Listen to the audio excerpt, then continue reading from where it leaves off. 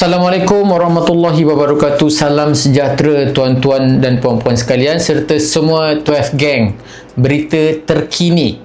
Keputusan rasmi CAS yang lama kita nantikan daripada minggu lepas sebenarnya akhirnya sudah keluar.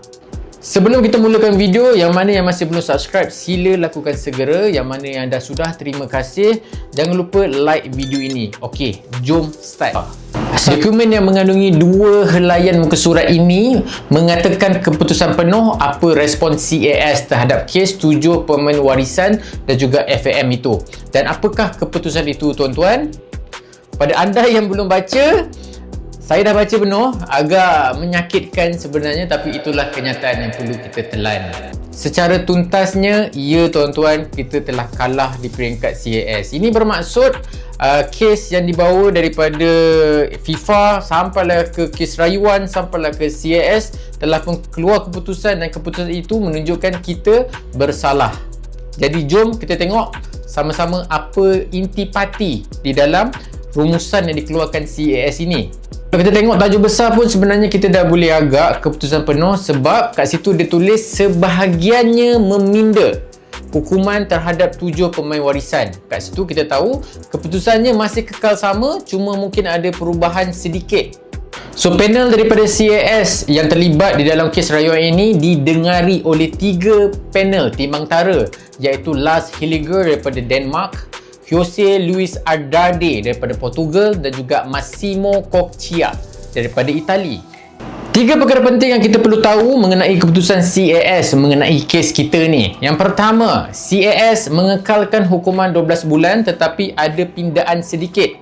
Pada asalnya FIFA menghukum ke-7 pemain ini dengan 12 bulan pergantungan daripada semua aktiviti bola sepak, termasuk latihan, perlawanan dan juga aktiviti rasmi. Namun, selepas keluarnya keputusan CAS ini, hukuman itu telah dipinda. 12 bulan tu masih kekal, tapi ada pindaan dari segi dorang tak boleh involve daripada semua perlawanan rasmi sahaja. Ini bermaksud pemain tidak boleh bermain dalam mana-mana perlawanan rasmi, tetapi masih boleh berlatih dengan kelab masing-masing. Untuk kenyataan perlawanan rasmi tu, aku yakin dan aku confident korang pun mesti confused, perlawanan rasmi macam mana tu kan. Setelah aku teliti, sebenarnya ianya adalah keputusan daripada CAS tetapi masih bergantung kepada keputusan FIFA dan juga AFC. So kenyataan perlawanan rasmi tu akan ditentukan oleh FIFA dan juga AFC selepas ini. Dan yang kedua, hukuman denda FAM kekal, rayuan ditolak. CAS memutuskan bahawa denda yang dikenakan oleh FIFA terhadap FAM kekal dan ia menyatakan muhasabah dan sepadan dengan kesalahan FAM. Walaupun FAM mengakui terdapatnya kelemahan institusi, tetapi ia tidak cukup untuk mengurangkan hukuman. Dan yang ketiga, bila pemain yang dihukum tu boleh bermain semula. Ini bahagian yang paling penting untuk penonton-penonton sekalian. Pergantungan bermula secara rasmi 5 Mac 2026 iaitu hari ini. Tetapi CAS telah mengambil kira tempoh hukuman yang telah dijalani sebelum ini, iaitu 25 September tahun lepas hingga 26 Januari tahun ini. Jadi tuan-tuan, baki hukuman pemain akan jadi lebih pendek daripada 12 bulan penuh. Itulah serba sedikit kesimpulan yang kita dapat daripada keputusan CAS yang keluar sebentar tadi. Masih banyak lagi yang perlu kita nantikan, terutamanya daripada AFC dan juga FIFA. So yang mana yang tak faham pasal perlawanan rasmi tu, korang jangan risau. This is not the end tuan-tuan. Masih ada banyak lagi perkara-perkara yang kita perlu nantikan. Tapi tuan-tuan, untuk video ini korang jangan risau. Aku nak jadikan video ni lengkap daripada permulaan, pertengahan dan juga kesudahan cerita drama ni. Aku kumpulkan semua info berkenaan apa yang berlaku sejak hari pertama kita dikejutkan dengan kes 7 pemain warisan ini. Bukan secara detail lah ya tuan-tuan. Kalau detail panjang betul. So aku akan recap secara ringkas sahaja. Sebab yang detail aku rasa kebanyakan semua pun dah sedia maklum.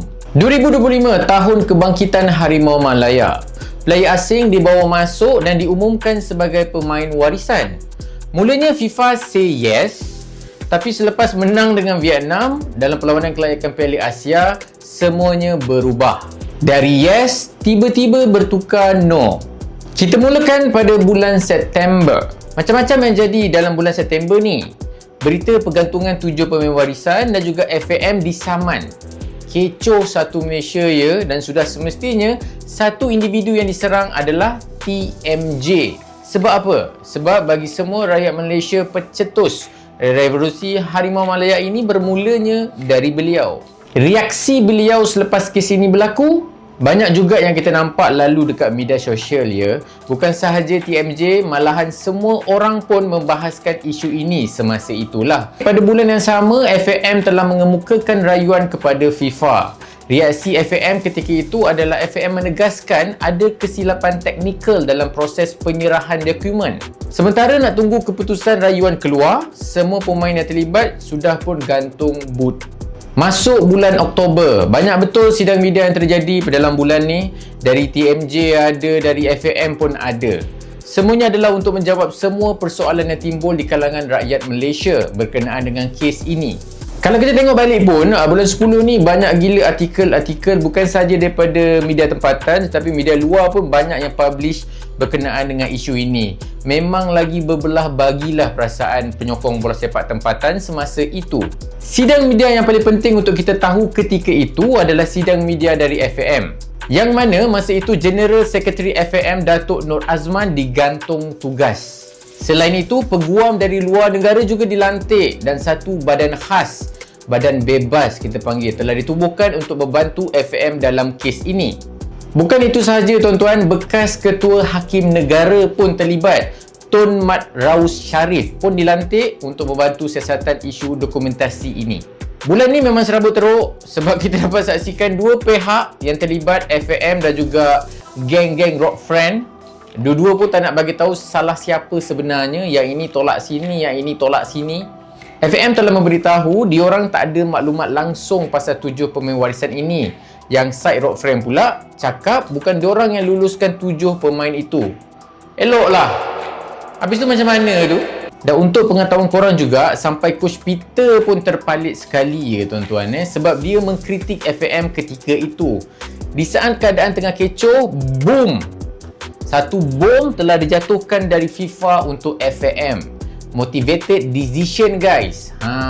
Yang mana FIFA telah mengemukakan alasan mengapa mereka menjatuhkan hukuman kepada pasukan Harimau Malaya dan juga FAM. Siap dedahkan semua detail sebenar asal usul 7 pemain warisan. Apa respon FAM ketika itu? Tak give up guys. Rayuan tetap dihantar. Masuk bulan November, masa ni memang kita pun dah redor sebenarnya sebab kita pun tak yakin kita layak atau tidak main dekat Piala Asia. Yang lagi kesian, pemain yang terlibat pun dah ada yang kena tamat kontrak daripada kelab masing-masing. 3 November, keputusan rayuan keluar dan rayuan kita telah ditolak FIFA. Dokumen setebal 63 muka surat tuan-tuan menjelaskan kenapa rayuan kita ditolak. FAM tak tunggu lama guys, FAM terus mengemukakan rayuan ke CAS. Itu sahaja the last solution yang masih ada. Bulan November ni aku rasa kebanyakan peminat bola sepak macam dah mula muak dengan isu ni. Maybe sebab dah menyampah, sebab marah pun ada, ditambah lagi dengan lepas membaca dokumen yang FIFA keluarkan tadi tu, asal usul sebenar 7 pemain warisan, memang dah bertambah annoying lah kita nak follow up kes ni. Tapi mungkin korang semua terlepas pandang, bulan 11 tahun lepas sebenarnya banyak benda yang jadi selain daripada rayuan kita ditolak, impak kes terhadap FAM mula terasa. Dua benda yang aku tahu. First, selepas jadi je kes 7 pemain warisan ini, kebanyakan penaja terus angkat kaki. Second, jawatan kuasa tata tertib FIFA mengarahkan sekretariat menjalankan siasatan rasmi terhadap operasi dalaman FAM. Di dalam kekecauan FAM ditambah lagi dengan dua masalah ini, memang bukan benda yang positif lah untuk mereka, organisasi FAM tu sendiri. Bukan itu je guys, ditambah lagi dengan kekeliruan management di antara Rock Friend dan juga FAM. Macam mana ni? Diorang macam tak bergerak sekali tau. Dia macam ada dua entiti untuk jaga satu pasukan. Dan semasa itu juga adanya campur tangan KBS, Hannah Hio, yang juga ada mengeluarkan statement. Secara ringkasnya, memang tak okey lah untuk FAM bulan tu. Masuk bulan 12 Disember, momen yang boleh dikatakan persiapan FAM menyediakan semua hujah untuk dibawa ke CAS. Perkembangan kes ketika itu juga telah menyaksikan pihak FAM telah melakukan satu laporan polis berhubung dengan dakwaan pemalsuan dokumen. Masih dengan perkembangan FAM yang mana masa ini dah start berbunyi perlu ada pembersihan dalam organisasi FAM. Korang kena faham bab ni sebab aku rasa bab ni ramai yang terlepas pandang ya. Selepas terjadinya 7 kes pemain ini, imej FAM memang tercala teruk. Tapi pihak KBS tak boleh memecat mereka sebab itu sudah menyalahi undang-undang FIFA. Jadi apa solusinya guys? Seperti yang aku dapat tahu, ada 2 option yang telah disarankan oleh FIFA/AFC. Ni aku tak pasti saranan ini disarankan oleh FIFA ataupun AFC. Yang ni korang boleh check balik lah Yang pertama, jika rela untuk menerima hukuman iaitu FAM bakal digantung, maka makin teruklah masa depan bola sepak kita. Tak boleh ada wakil untuk bermain di level Asia, malahan sumbangan pembangunan dari FIFA dan AFC pun memang dah takkan dapat dah.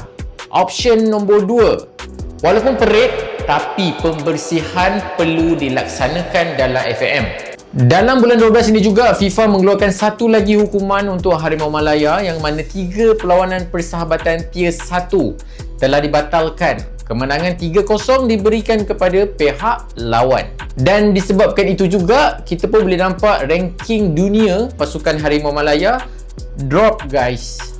Bukan itu sahaja, ditambah lagi dengan saman RM51,000 Malaysia kerana menurunkan pemain yang tidak layak ketika perlawanan persahabatan itu. Habis tercala rekod Peter Komorski selaku jurulatih Harimau Malaya. Maka tahun 2025, imej bola sepak Malaysia ibarat telah diconteng arang.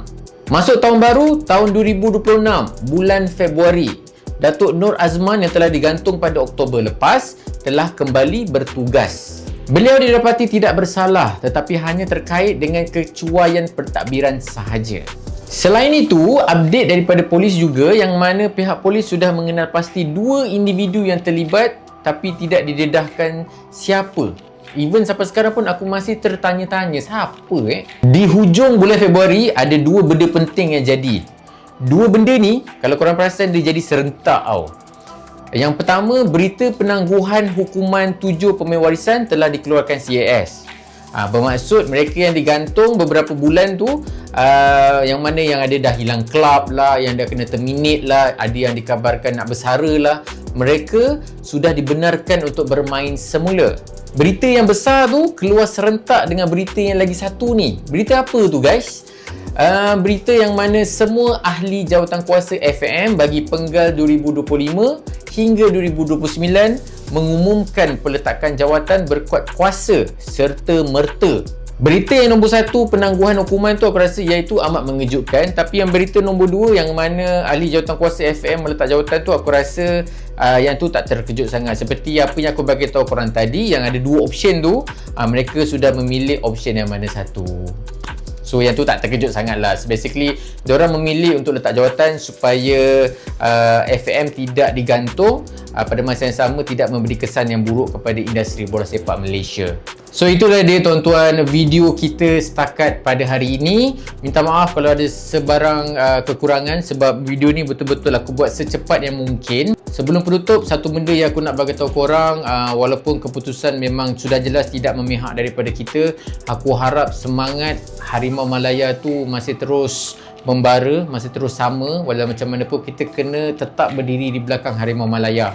Untuk drama ni guys, kita dah ada plot-plot dia, kita dah ada permulaan, kita dah tahu tengah dia dan juga kita dah tahu kesudahan dia. Apa yang kita masih tidak tahu adalah kesan-kesannya terhadap Harimau Malaya dan juga FAM. Itu semua akan keluar daripada FIFA dan juga AFC. Kita mengharapkan yang terbaik. So pada yang bertanya, kita boleh tak boleh main Piala Asia, itu semua akan terjawab kemudian guys. Kita sebagai penyokong Harimau Malaya, kita hanya mampu mengharapkan yang terbaik sahaja setakat ini. Okay guys, itu sahaja. Yang mana yang masih belum subscribe, sila subscribe jika anda meminati semua konten daripada Tuan Production. Jangan lupa share video ini dan juga like video ini. Sekian, terima kasih.